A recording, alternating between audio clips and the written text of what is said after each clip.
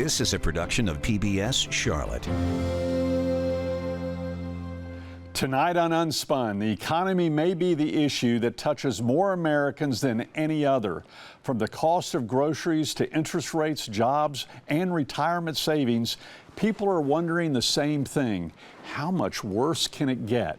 Plus, why North Carolina's biggest challenge may not be attracting growth, it may be paying for it. In today's America, welcome to the spin game. Believe me, I know, I'm Pat McCrory. When I was governor and mayor, I played the spin game. I was played by the spin game. But aren't we all done being spun? Let's take the spin out of the world we're in, here on Unspun. Good evening, I'm Pat McCrory. The economic headlines often seem to send mixed signals. Unemployment remains relatively low. Consumer spending has held up, yet many families still feel pressured by higher prices, housing costs, and the uncertainty created by global trade disputes, world conflicts, and government debt. Joining me is Dr. Joseph von Nessen, a research economist with the University of South Carolina and one of the leading voices on economic trends across the Carolinas. He spent years studying employment, housing, consumer behavior, and the factors driving economic growth in our region. Welcome, Doctor. Great to have you here. Thank you for having me. It's a pleasure. Now, do you go by Joe or what? Joseph? I always say I go by Joseph in print, Joey in person. Well, no, it's Joey. I'm going to call you Doctor regardless. So it's an honor to have you, and especially to come up from Columbia to Charlotte. My pleasure. My pleasure. Let's first talk about the world economy, because we always think the economy just centers on the United States, especially when we talk about Senate elections and presidential elections.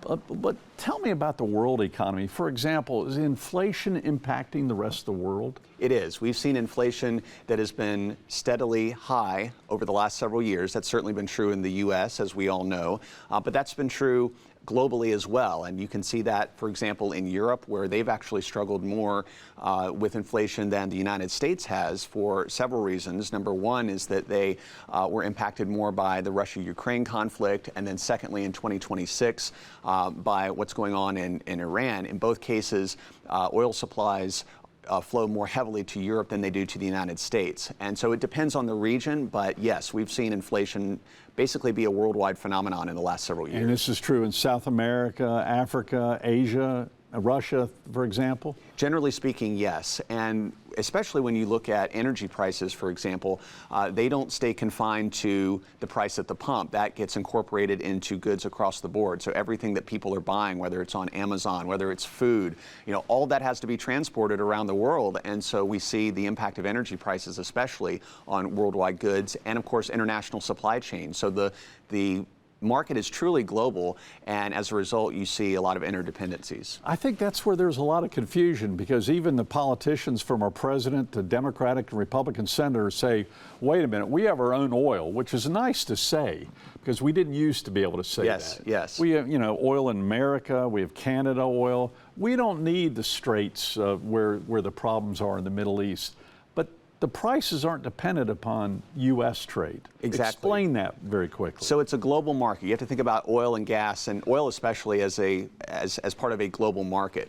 So if the price of oil rises, that means that certain areas in the U.S. do benefit, because if you look at oil refineries and look at regions that are producing oil, then those markets are going to do well. But they're selling it to the highest consumer on a global market, so prices are still going to go up. And so it's not like the U.S. is isolated in that case. And the president or Congress or a state governor doesn't have the power to go, you have to charge us less. Right. We're going to do our work based upon the world prices, because their responsibility is to their stockholders. Exactly. But it is true that the U.S. has been affected less than many other countries in 2026 because of what's been going on in the Middle East, because we do have a larger oil supply in the U.S. So that it does have an effect, but it is a global market. All right, your expertise is really the Carolinas, and it's so good to have you here from Columbia and the University of South Carolina. The Carolinas is booming. Yes. I mean, it has been booming for a decade, actually. After the 2012, 2013 recession, I know that's when I was elected, 14, 15, 16, we started coming out of it. After COVID, it really took off. Why? It's mainly population growth. That's the causal factor. And if we zoom out for a moment and look at the U.S. as a whole, we are seeing population growth in the southeastern United States as a whole, but especially in the Carolinas. Well, when you say population growth, where's it coming from? Well, it's mostly people that are migrating from elsewhere in the U.S. That's what I want to hear you say. Yes, largely from New England, though not exclusively there. But in general, if you look at migration patterns across the U.S., the Southeast is going to see more population gains over the next 3 decades than any other region of the country.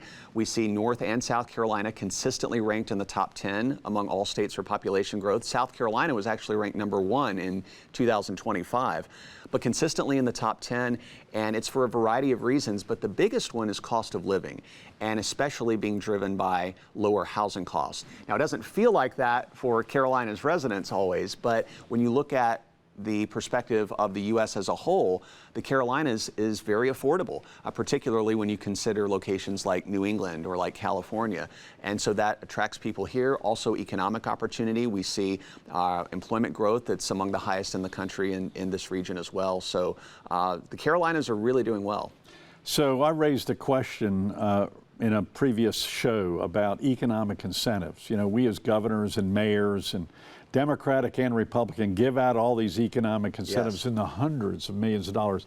South Carolina, Nikki Haley, Governor Hodges, going back to Governor Beasley, who I knew, you know, come to South Carolina when you needed the economic growth. And as a result, BMW, Greenville exploded, Charleston has exploded. Are economic incentives still going to stay with the areas in the Sun Belt? Do they continue to need them to recruit industry? Well, I think, so those are two separate questions. All right. I would say, are they going to stay? I'd say the answer is likely yes. Because if you look at it from a state perspective, whether South or North Carolina or anywhere else, the states are competing against one another. And so if incentives become a normal part of economic development, then from a given state's perspective, they have to compete. So I think that is the normal path that we are seeing. And incentives can be successful at bringing companies in, at developing clusters, but that doesn't necessarily say that they always will be, or that every incentive is a good idea by any means. Yeah. It's an ROI, it's a cost benefit. Well, sooner or later, especially during the 10 years when you're giving these incentives, you have no income coming into the state. Right. I've given hundreds of millions of dollars of incentives. They're tax breaks. Yes, yes. And, and yet the highway between Charlotte and Greenville is packed. They're widening it all the time. There's, years ago, South Carolina did the pennies for growth or pennies for roads. North Carolina, even in Charlotte, we're trying to deal with a toll lane, which has just been rejected. Yes. Where's the money going to come from as you study this from an economic development standpoint? Well, the ideal scenario from an incentives perspective is that if you invest the money early, that draws in a company, that's going to draw in suppliers, and that's going to generate more tax revenue that in the long run, over a 5 or 10 or 15-year period, will make up for those incentives. Again, that's not a guarantee by any means. Incentive packages are always a risk, and that's one reason why they're so controversial. And the other factor with incentives is more philosophical and more political, whereas you have the position that if companies, let's say on one end of a state, are getting incentives, large companies, but you've got small businesses on the other side of the state that may not benefit at all from that development, is it right for them to have to support that, given that these small companies aren't getting incentives? So that's a political discussion. And again, that's why there's so much controversy surrounding incentives, even if you grant that they can generate economic wins. Well, Nikki Haley and I had major fights across the border. And some fights I pulled out of because they were going to Fort Mill or to Rock Hill. And I'm going, well, I'm not going to pay a company $100 million for a 3-mile difference because the region grows anyway. But I'm the one who doesn't get to cut the ribbon, therefore get the political thing. But Fort Mill is now, I think, the fastest growing town in the United States of America. Yes. Yes. Explain that to me. Is that because it's really a Charlotte suburb? It really is. It's a Charlotte suburb, and so South Carolina benefits from those spillover effects. But we also see the I-77 corridor going all the way down to Columbia that is growing. It's becoming increasingly attractive for manufacturing. Scout Motors is in Blythewood now, which is outside of Columbia, just about 45 minutes from Charlotte. So I think over the next 10 years or so, we're going to see the I-77 corridor continue to develop. And if you look at Fort Mill. That means more opportunities there. Again, a lower cost of living relative to other areas of the country. And so given the combination of South Carolina providing a lot of opportunities and of course Charlotte being right next door goes a long way towards explaining that growth. You know, it's kind of interesting. During my tenure as mayor and even as governor, we always had a connection with Greenville in Charlotte and Spartanburg. Yes, yes. You know, the textile, the 85 to Atlanta. You know, there was just an immediate, and then the Raleigh and so forth in Greensboro. To Columbia, we never did, and I tried to establish that, but there was this dead land between after you pass Rock Hill and go through Blythewood and so forth and get to Columbia. That's changing. That is changing. So is Columbia now going to, a state capital closer to Charlotte than Raleigh? Do you think there's going to be more economic connection and cultural connection between Columbia and Charlotte in the future? I think so. I think we're headed in that direction. Columbia historically, within South Carolina now, has always been the anchor of the state, meaning that it doesn't tend to see as much expansion or contraction during the booms and busts of the economy, which can be a good or a bad thing. But Columbia is growing, and one of the things it's trying to do as a region is look to capitalize on the clusters that are in and around the area. So manufacturing, finance, automotive manufacturing in particular with Scout Motors. So it's not about, from Columbia's perspective, it's not about reinventing the wheel. It's about just looking at what's working already and how does Columbia better integrate into those existing clusters. And it's making some strides in that direction. Maybe some connection more between the universities too. University of South Carolina, Columbia, and University of North Carolina, Charlotte. They're so close, and yet there's this disconnect. Yes. It always amazed me with my good friends in Columbia. In the remaining minute or so here, what recommendations do you have to economic developers, to the governors, to mayors in this region regarding the future of economics? Well, I think in general, the main takeaway when you're looking at economic development is to look at the competitive strengths that your region has. What does that look like? Is it the labor force? Is it manufacturing? Is it healthcare? Is it finance? What are those strengths, and how can you build on those strengths going forward? Because the regions are growing as a whole, so it's not like we have to necessarily generate demand. It's just where is that demand coming from, and how do we capitalize on that going forward? And the remaining minute, energy. It's Yes. going to be a major factor. You know, Duke Energy, and now Duke Energy is a part of South Carolina, beyond Greenville, but Columbia and so forth. It's expanded. Where's the power going to come from? Well, especially with the data center controversy. That's the biggest question right now. Energy prices have typically been, or energy costs have been, a competitive advantage for the Southeast. And so how do we continue that going forward, given the population growth? Given these data centers and more AI infrastructure, that's going to be with us for the foreseeable future, certainly. And it's a combination. One factor, for example, is nuclear power, which the Carolinas region has about a quarter of in the country. Many people don't realize. Aging plants, Oconee, Catawba, McGuire. And the technology developments with SMRs, these new types of plants that are coming online. So that's not to say that that's the only solution, but looking at how the technology is evolving and how to capitalize on it. Doctor, I could talk to you for another 30 minutes or an hour all day. I appreciate this connection between the two regions, and I hope to have you back sometime soon. Thank you. Anytime. It's my pleasure. Thank you very much. Thank you, sir.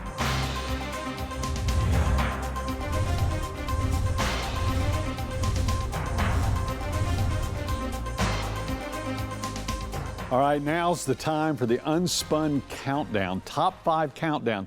You know, what do politicians say to the public, especially during tough economic times and especially when they're up for re-election? Let me tell you the top things politicians say. Believe me, I know. Number 5. I'll make sure billionaires pay their fair share of taxes. It's so easy to go after the billionaires. In fact, right now in New York and California, they're going to tax the billionaires. Guess what the billionaires are doing right now? They're moving. They're moving to Texas, Colorado, Florida, where there are no income taxes. Hey, the billionaires made billions for not being stupid. Number 4. I will fight for the middle class. I will fight for the middle class. Both Republicans and Democrats, they're fighting for the middle class. Well, guess what they never do? They never define who the middle class is. Do you know why? Because it might leave out you, some voters. Number 3, I will stop big insurance and big pharma from ripping us all off. Oh, it's so easy for politicians to do a TV commercial. In fact, there's one right now here in North Carolina going, I'm going to stop the insurance companies from ripping you off. Well, how are they going to do that? And what are they going to do when a major insurance company wants to move to North Carolina? They're probably going to give them a tax incentive to move here, to bring the jobs here. A lot of hypocrisy, no details, but it sells well and it gets votes. Number two, you deserve a tax break. They never define who should get a tax break, so they just go, you, I will give you a tax break. And a lot of people go, well, they're talking to me, I'm going to get a tax break if I vote for that individual who's promising me a tax break. But sooner or later, as I said previously, someone has to pay the bill. And number one, my opponent does not care about you. Believe me, I do.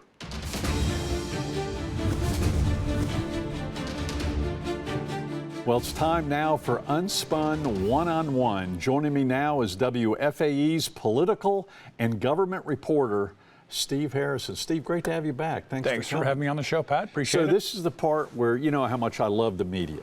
And now that I'm a part of the media, I've got to listen and answer your questions.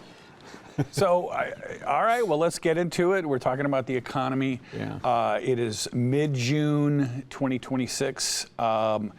So on the one hand, unemployment rate's still pretty good, low. Stock market's fine. Gas prices are coming down. However, inflation in May hit a 3-year high. If the midterms were held next week, just hypothetically, how bad do you think it would be for Republicans nationwide? Terrible. Terrible. I've seen some surveys recently, and we'd probably lose the House for sure. The Senate will maybe within one state. That's why Maine is also on the focus, and the Democrats are supporting a flawed candidate, or Texas. They're hoping we have a flawed candidate. When I say we, I'm a Republican. And even the legislature in North Carolina could flip, which would make Governor Stein a whole different individual, although sometimes you don't want to give him too much power, then the governor loses total influence. So right now, it's not looking good, but it's a long time between now and November. Well, that's what I'm going to ask. Gas prices are they are already coming down. Yeah. They will probably continue to come down, at least for the next 2 months, so that if you're a Republican, you are really hoping for that continued good news. But how much is the cake baked, so to speak, by Labor Day?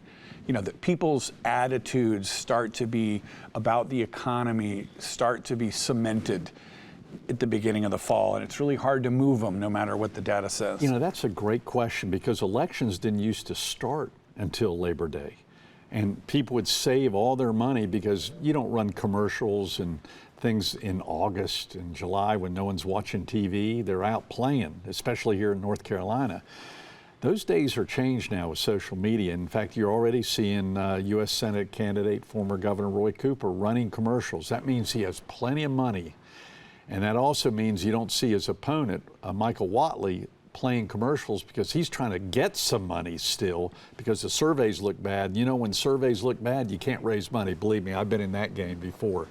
So the commercials are already starting. He's trying to, former Governor Cooper is trying to knock it out of the park before it even starts, which is a very smart move. I think one thing I've noticed in looking at this race is that former Governor Cooper, when I look at his social media, now he's not writing it, of course, but his staff is writing it, his Twitter and his Facebook, et cetera, never mention President Trump by name. It's always, I mean, they'll be very critical of, quote, the administration of the federal government, but still never mentions Trump by name, even when with the president being so unpopular. I assume there's a strategy behind that. Oh, absolutely. He did it with me when he beat me in 2016 by 10,000 votes out of 4.6 million. He skimmed off from Trump voters from me by not going after him, by him not going after Trump. It was amazing. In fact, they even ran ads in the rural areas of the state almost looking like he was a Trump supporter. He didn't show those in the urban areas because the urban areas were pure blue. Sure. But he wants to skim off some votes from Whatley like he did with me. And, 10,000 votes here and there can win you a U.S. Senate seat, and it can win him a governor's election, too. So the Senate race, the polls continue to show Michael Whatley 8-9 percentage points behind. At least, yeah. Maybe 10. So he seems to be running a very conservative, not conservative politically, but just very, just really not taking any risks in it. You're talking about Roy Cooper now. No, I mean both in a way. Roy Cooper, because he's ahead, but Michael Whatley is really, for someone who's behind by 10, I don't see a lot of chances. Does he have time? Now he's got to throw some things against the wall to get free media. He's not going to be able to. Cooper's getting so much super PAC money. Whatley, in fact, if anything, Whatley ought to be scared. I know how this game is played. The super PAC money may be cut off from him and moved to Texas. Well, exactly. There's no loyalty in politics. With the big money is going to go, we look at the numbers, we really like you, but sorry, if you're even 3 points down, we won't support you. So Cooper right now is throwing out commercials, brilliant ads saying, I'm going to go after keep the insurance companies from ripping you off. No details. Not telling how a U.S. Senator would ever do that. By the way, most of the laws are state insurance laws, but it appeals to the masses. By the way, that might appeal to the Trump voter. Yeah. Don't get ripped off. And I think in Paxton winning in Texas, defeating John Cornyn was bad news for the Whatley campaign. Absolutely. Texas is so expensive. So he's got to somehow start, pick the subjects to. Maybe there might be weaknesses in some of Cooper's stances that need to be shown the bright lights that were never shown during his 8 years as governor or his years. The guy, Roy Cooper's strength is he's vanilla. He says little and does even less. And I say that somewhat as a hit and somewhat as a compliment.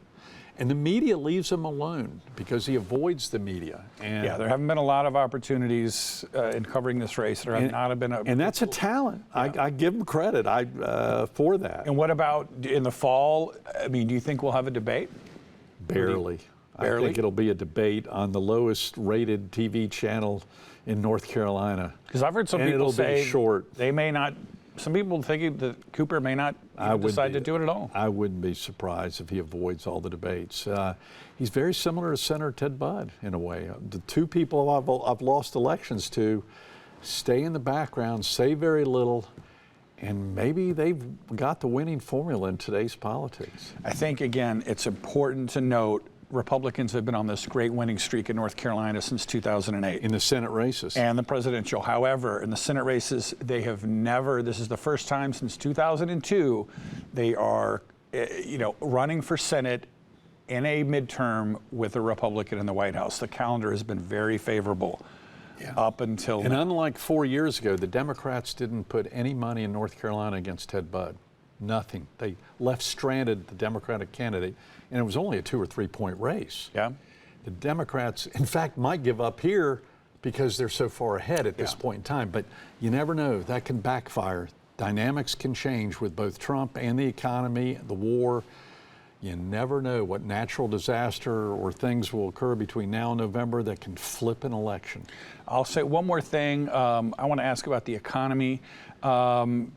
President Trump had this comment, remember, recently, I love the inflation. Yeah. Now, I think he meant I love the inflation numbers. It's going to be in a commercial from here on out. But it will be in a commercial, but will it matter to his voters?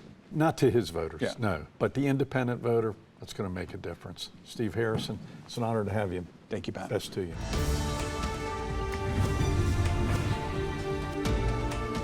During these uncertain economic times, there's something interesting happening in North Carolina. Charlotte, Raleigh, Asheville, and Wilmington are still booming.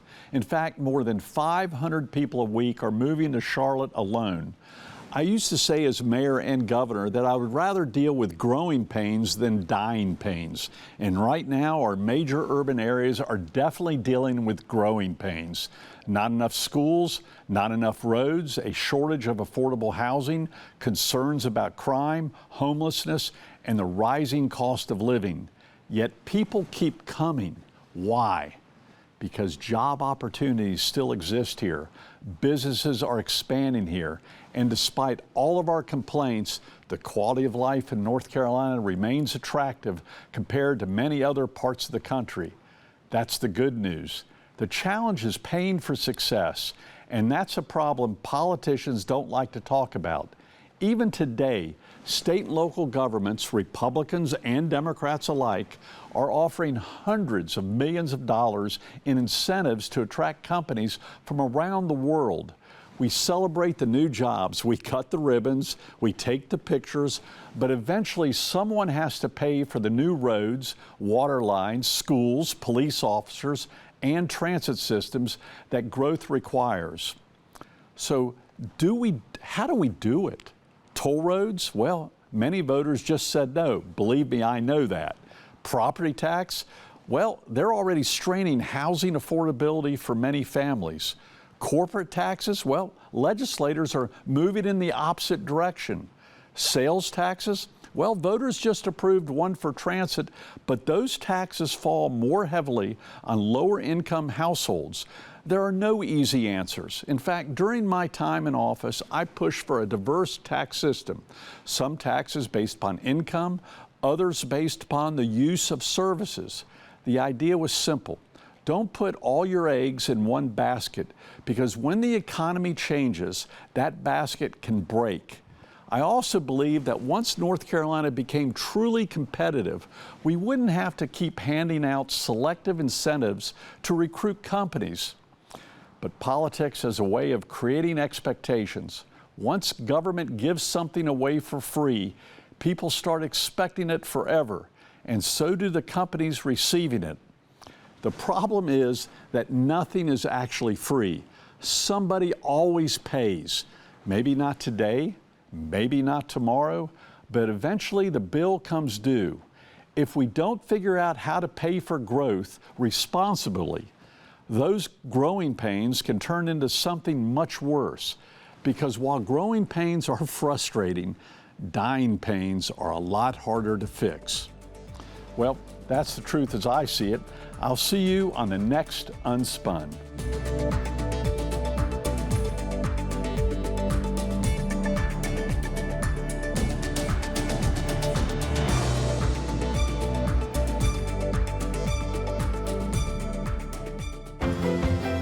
A production of PBS Charlotte.